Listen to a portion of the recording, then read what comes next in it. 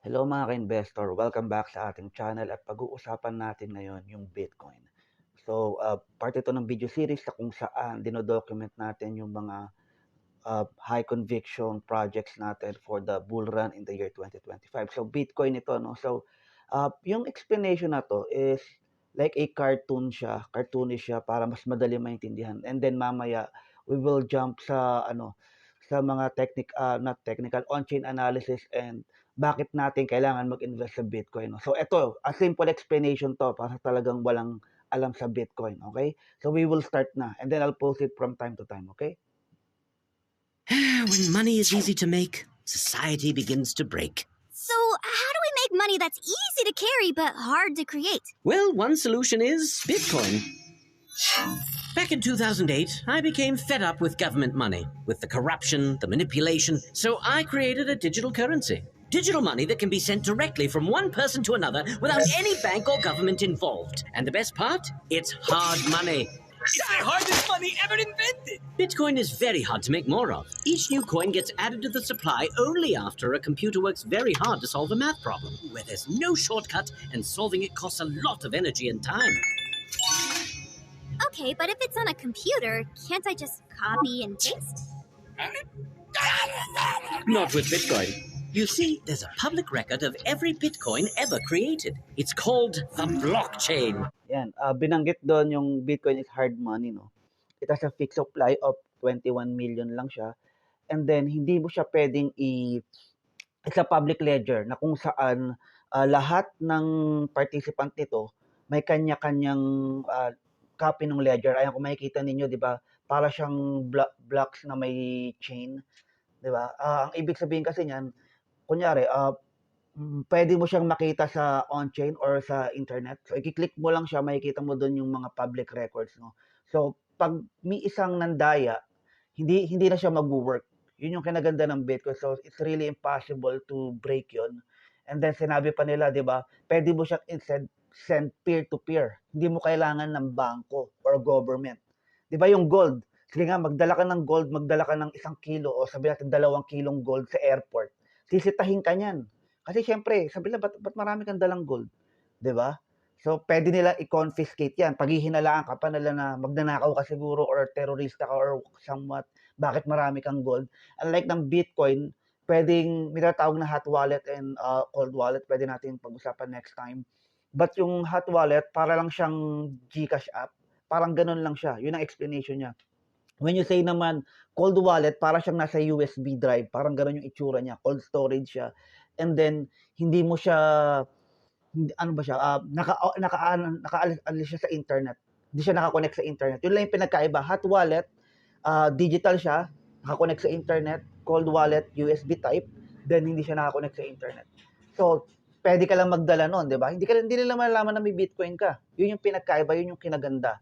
At the same time, yung government hindi pwedeng i-confiscate.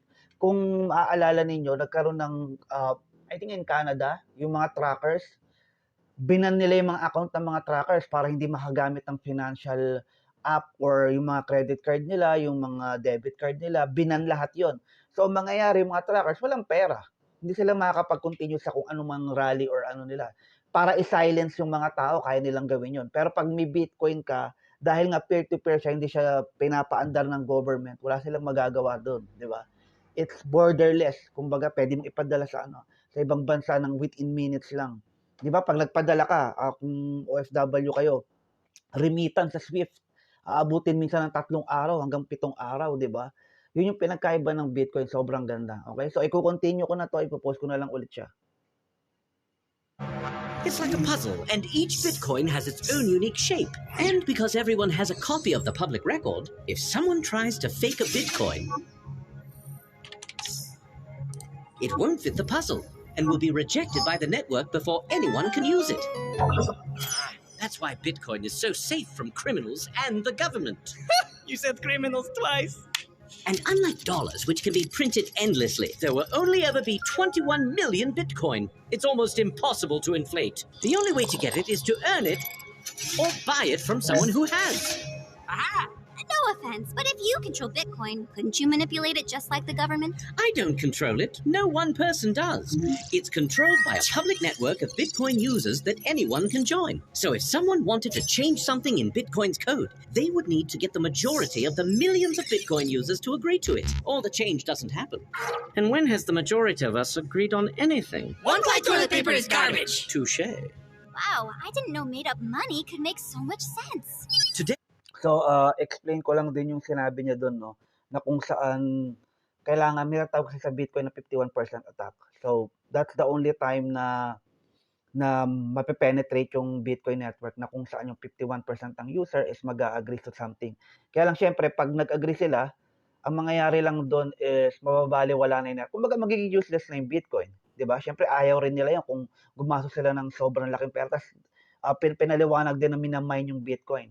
Ngayon, minamine siya gamit yung mga computer, mga graphic cards, kung saan sobrang mahal. So, merong mga supercomputer farms na kung saan nagmamine sila ng Bitcoin, gumagamit ng malaking energy. So, kinikriticize yun, no? Kinikriticize ng mga tao yun. Ano pa ba? Sinabi rin nila dito na kung saan hindi nga kinokontrol ng hindi kayang kontrolin ng government. So, yun yung pinakamaganda doon. Kasi, ang government, piniprint yung pera. Piniprint lang nila. They create inflation. Diba? Yung paper money na meron tayo, fiat currency, sila ang gumawa nun. Unlike dito, nag-resolve ng puzzle and that's the only way you can earn Bitcoin sa pagmamine. Or you can buy it from somebody who already has a Bitcoin. Okay, so mamaya papaliwanag ko yun yung about sa printing of money. Meron akong i-recommend sa inyo na kung saan mas maiintindihan nyo on how the financial system works. Okay, so continue ko na lang muna to. millions of people send Bitcoin instantly and cheaply to each other around the world without any bank or government involved. And because Bitcoin is hard money you can't just print more of, the more people who use it, the more valuable it becomes. Emily, if we take Lyle's Bitcoin, we could be rich. I could pay for college entirely! You could outsource your movie and pay to have your name in the credits. Slow down. I'm not saying that Bitcoin will make you rich quick or even at all. Right now, only about 1% of the world owns Bitcoin. And because it's still being adopted, some days it goes up and even down. Also, investments, though potentially lucrative, can be risky. Only invest what you're willing to lose. We know. Wow, I think I get it. Good money should be easy to use but hard to create. And because Bitcoin is digital, it's fast and cheap to use. And the blockchain makes it hard to inflate. Thanks, Mr. Satoshi. What? Mr. Satoshi? He's gone? Or was he ever even here? So yun, binanggit niya si Satoshi, no? So Mr. Satoshi daw. So Satoshi Nakamoto is the founder of or the creator of Bitcoin, no? So ayun nga, ang kinaganda lang nun is Bitcoin is decentralized, hard money, binanggit, cannot inflate. 'Di ba? 21 million lang yung yung total supply niya or maximum supply niya or maximum coins na meron tayo. Unlike ng government, print sila ng print ng pera. Okay, at ito na yung sinasabi ko sa inyo na i-recommend ko. Hindi ko na siya ipi-play or ipapaliwanag mas maigi. Bakit? Kasi nga, sobrang haba nito. Makikita nyo, 10 videos to. So, yung iba, 30 minutes, meron diyang 1 hour eh. Merong 45 minutes. So, around siguro mga 7 to 8 hours yan. Doon naglalaro, 7 to 8 to 9 hours yung yung series na to. So, si Mike Maloney, Hidden Secrets of the Money. So, napanood ko to way back pa. Tas, lately ko lang na yung Bitcoin eh. Around 2021, nag-start ako sa crypto eh. So, medyo, ayun nga, late na ako. Pero, napanood ko tong video ni Mike Maloney around 2020. And dito, i-explain niya kung saan, ano ba talaga, how the financial system works. Yung mga Federal Reserve, di ba binanggit yung nagpiprint ng pera. Ano ba, sinabi dito, money versus currency. Ano yung pinagkakaiba ng hard money sa fiat currency or paper money na kung saan piniprint lang nila. Isa to sa pinaka-the best na mapapanood ninyo. Sobrang haba nito. Pinapaliwanag din dito kung ano yung fractional reserve banking na kung saan yung bangko, pag nilagay mo yung pera mo, halos hindi ka nila bigyan ng percentage, di ba? Ang tubo lang sa pera mo sa isang taon, 0.25 or 0.1? 0.1 ha? 0.1 or 0.25 lang yung tubo ng pera mo. Pero pag pinautang nila yung sa iba, tutubo sila ng 10% to 14% pa nga yung iba. Di ba? Ganun nila tayo ginagago. Kaya ako hindi ako naglalagay ng pera talaga sa bangko. Sobrang konti lang. More on digital banks na kung saan kikita yung nang-yield yung pera ko. Ayun, sa crypto, sa investment, sa stocks, rather than sa bangko. Yung emergency fund ko lang talaga yung nilalagay ko doon sa bangko, no? Pero sobrang konti lang kasi nga, I really don't like the banks kasi nga, sobrang greedy nila. Isipin mo, ilalagay mo yung pera mo doon and then, pag-aantayin ka nila ng sobrang tagal. Di ba? Ayoko, pipila ako. Minsan isang oras, di ba?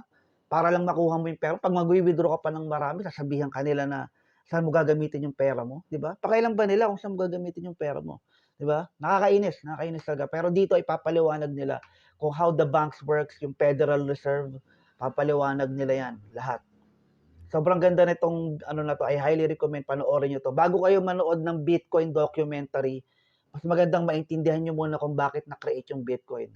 Panoorin nyo muna to. Ito yung unang-unang video series na kailangan nyo panoorin bago kayo manood ng Bitcoin documentary. Okay? Ngayon, punta tayo sa pangalawa. It's either basahin nyo itong libro na to or manood kayo ng mga podcast or or mga short explanation or review dito. The Creature from Jekyll Island. Ang sabi dito, a second look at the Federal Reserve. So, nung 1913 yun, correct me if I'm wrong na lang sa comment section, 1930, 1912, nagkaroon ng pagpupulong or meeting yung mga bankers, mga private bankers way back. Yung pinakamalaking private bankers, sila JP Morgan, sila Rothschild, sino pa ba? Si Chase yata kasama doon. So, yung pinakamalaking bangko ngayon. Kasi dati walang Federal Reserve. So, yung libro na to, ginawa siya na kung saan explanation to kung ano ba talang nangyari doon sa Jekyll Island. Na kung saan nag-meeting yung mga pinakamalalaking bankers para i-create yung Federal Reserve na meron tayo ngayon. Na kung saan sila ay namumuno, 'di ba? 'Di ba? Parang nakakaloko na bakit ganoon? Bakit sila yung namumuno, no? So, explanation 'yan. Pwede niyo basahin kung mas maganda basahin niyo pero kung hindi niyo mabasa, pwede niyo anuhin yung manood ng podcast or sa YouTube kung meron man. The Creature from Jekyll Island, yung explanation niyan. Sobrang importante niyan para maintindihan niyo kung bakit nagkaroon ng Federal Reserve. Okay, so once na napanood niyo na, step 3. Okay? Step 3 is itong itong not totally video. I-search nyo lang history of the crashes in the United States. Kasi US yung pinaka malaking economy sa buong mundo. So doon na lang tayo mag-base.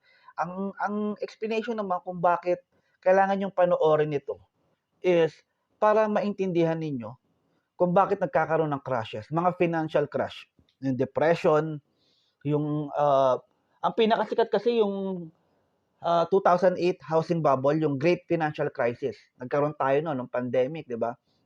And then para maintindihan ninyo bakit nagka-crash yung market. Ano ba nangyayari? But mostly greed yan eh. Greed naman yung number one na kung saan they print money. Sa COVID, sa pandemic, alam nyo ba, 40% ng pera sa buong mundo print nila by that time only. Ilang trillion yon. Sa Amerika lang, parang 35 trillion na yung utang nila dollars. Sa Pilipinas, ang utang natin, last na na-check ko, 196 billion dollars. Ilang trillion ng pesos yon, di ba? So, ipapaliwanag nila dyan. Ngayon, once napanood nyo yung tatlong yan, that's the time you can watch, that's the time you can watch, that's the only time you can watch yung Bitcoin documentary. Kasi pag tumalon agad kayo sa Bitcoin documentary, iintindihin nyo lang yung Bitcoin. Okay siya, pero hindi mo kasi maiintindihan maigi na bakit ba ginawa yung Bitcoin? Dahil dito, to battle yung financial system natin. Nagawa yung Bitcoin after 2008, 2009 nagsimula yung Bitcoin, on which walang halos value yan, walang naniniwala, di ba? Kung nakabili ka na, sobrang yaman mo na, di ba?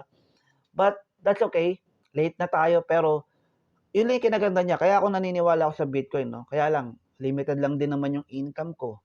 Kumbaga, pag may pera ako, nilalagay ko na sa Bitcoin. Okay? So, punta na tayo dito sa kung ano yung meron ako. So, syempre transparent ako kung ano yung investment na meron ako pinapakita ko sa inyo para mas maintindihan nyo, di ba? So, ang sabi dito, meron akong 0.06 Bitcoin, no? Yun lang yung meron ako. which is $5,900 ang value niya as of right now. Average cost ko is 24,555.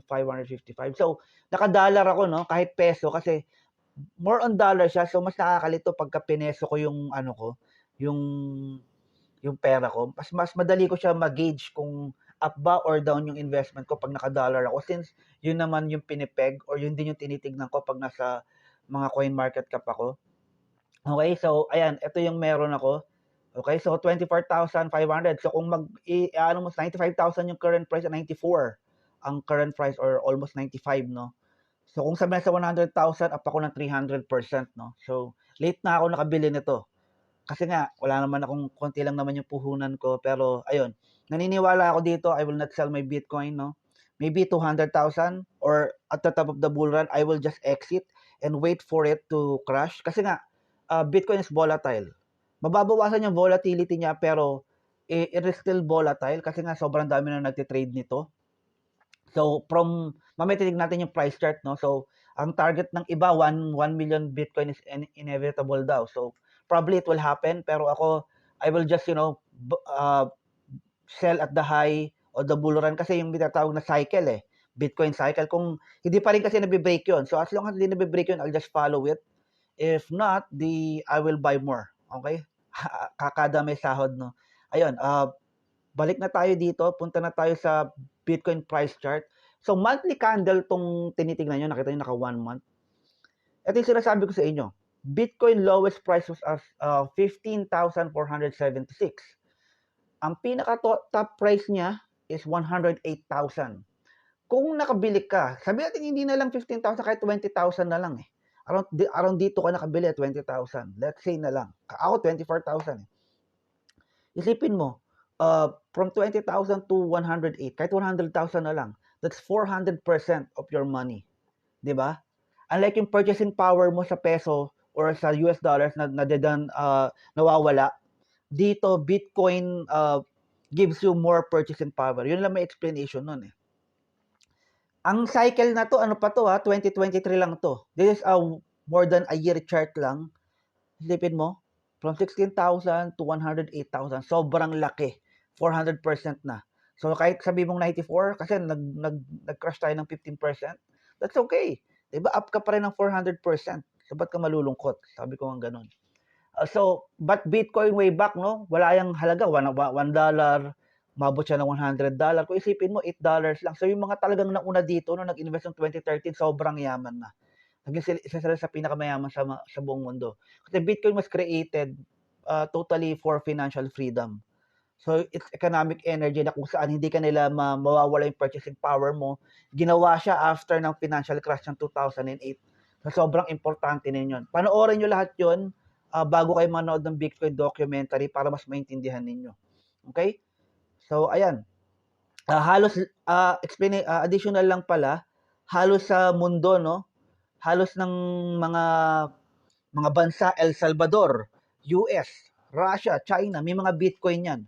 Tandaan nyo, meron silang hawak na Bitcoin. Anong bansa? Europe? Nakalimutan ko. United Kingdom ba yun? I forgot Basta Europe country yun, binenta nila yung Bitcoin nila.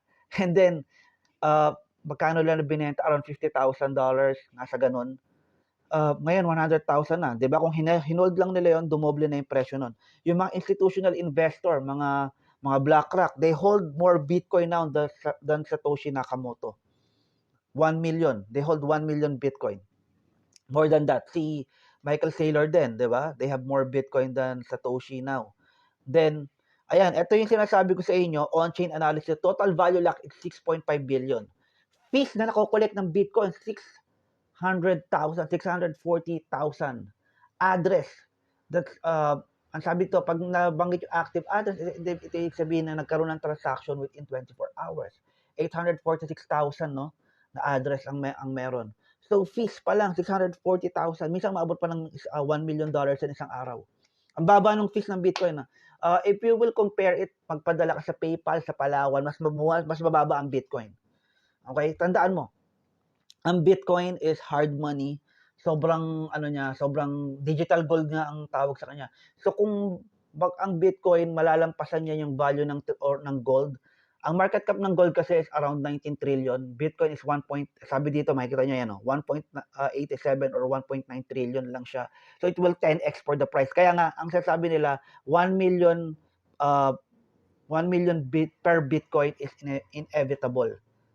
Hindi lang ngayon, medyo malayo pa yan, 2030, 2035, pwedeng ganun siya mangyari, no? 8 to 10 years from now. That is why sobrang bullish kami, mga nasa crypto, no? Hindi lang dahil kikita ka, kasi this is financial freedom, eh. 'Di ba? Majority ng pera nasa boomers, nasa mga matatanda, and they don't want to pass it sa mga generation nila yet, unless mamatay sila, no? But the investing landscape, or sila yung may hawak ng mga stocks, kaya majority ng mga millennials or mga Gen Z, they took crypto. Kasi nga, sa stocks, anong kikitain mo? 8%, 10%, di ba? Ano sa crypto, you can earn more. High risk siya, pero high reward din siya. Yun lang yung kinaganda nun. Kasi hawak na ng mga boomers, majority ng mga real estate, di ba? Pansinin mo, yung mga 20-30, hirap na hirap bumili ng sariling bahay. Kasi nga, kanino yung pera, nasa matatanda. Hawak nila lahat yung mga policy pabor sa kanila. Hindi ako against sa matatanda, no? But ayun yung reality. Nakakalungkot. Majority ng policy pabor para sa kanila. Yung SSS, 'di ba? Magbabayad ka ng SSS. Sinong nakikinabang sa SSS mo? Yung mga matatanda. 'Di ba? Pero what if, 'di ba? Yung mga susunod na generation, they don't want to pay SSS. Ano mangyayari sa iyo? Kawawa ka. It's like, parang ninanakaw nila yung future natin. Nagbabayad ka ng SSS para sa ibang tao. Hoping na ganun din yung gagawin ng mga bata. What if nagkakaroon tayo ng population decline, di ba? Kaya nga, gusto nila magkaroon ng maraming tao pa. Kasi the only way masusupport yung SSS na yan is kapag maraming trabahador in the future. So what if tayong mga millennials, ako nasa 33 ako, what if 60 na tayo, tapos may population decline nga. Hindi tayo masusupport ng mga next generation, yung SSS contribution nila. So yun yung nakakagago. Kaya dapat wag niyong iasa yung pera niyo sa SSS lang dahil it's really not a good idea. It's better to take care of your financial journey, no? Yung retirement mo, no? So, ayun, napalayo na ako. But when it comes to Bitcoin, hard money siya, 21 million lang supply niya. It cannot be inflated. Oo, mataas lang yung presyo, pero it will go up kasi yung mga country, yung US pa, planong magkaroon ng Bitcoin reserve. Diba? Ngayon hold nila. Sobrang bullish nun para sa crypto. Tayong mga investors na normal, we shouldn't be selling our crypto, or not. Yung crypto okay lang ibenta niyo, yung mga altcoins, kasi the only thing that you want to invest in altcoins is to have more gains, and then you can buy Bitcoin. Yun yung explanation naman nun, to get out of the fiat currency. Okay, and then you can buy back more to get more satoshis, no?